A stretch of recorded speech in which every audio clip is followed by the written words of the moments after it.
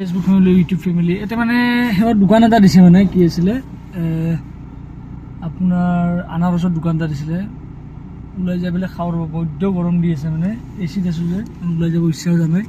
যাওঁ ৰ'ব, খাই আহোঁ ৰ'ব, আপোনাক দেখাই আছোঁ দেই। এই দেখিছেনে আনাৰসৰ দোকান, আনাৰসৰ দেখিছেনে কি ধুনীয়া কৰি কাটি আছে, মানে খুবেই ভাল লাগিছে মানে। আৰু এনেকৈ আনাৰস কাটিলে মানে আপোনাৰ ভিতৰৰ মানে বস্তুটো মানে আপোনাৰ কাটা বস্তু মানে নাপায়, মানে ধুনীয়া কৰি কাটিছে, মানে ভাল লাগিছে। মানে 20 টকাকৈ লৈ মানে খুবেই ভাল লাগিছে। তেখেতে ইমান গৰমত যে কষ্ট কৰিছে, চ' আমি ছাপোৰ্ট কৰিব লাগিব, আমি খাবই লাগিব। গাৰ্ডজন দেখিছেনে কিমান ধুনীয়া কৰি মানে কাটি আছে আনাৰসটো।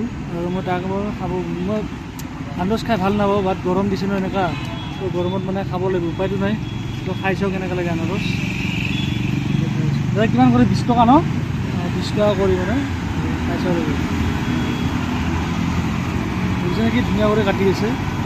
তো আপোনালোকে যিমান পাৰে খাব, আপোনালোকে যিটো গৰম দিছে, মানে আমি ঠাণ্ডা খোৱা বহুত প্ৰয়োজন বুলি কোৱা যায়। আৰু নেমু চৰবত হওক, আনাৰস হওক, তিয়হ হওক, আমি খাব লাগে দেই।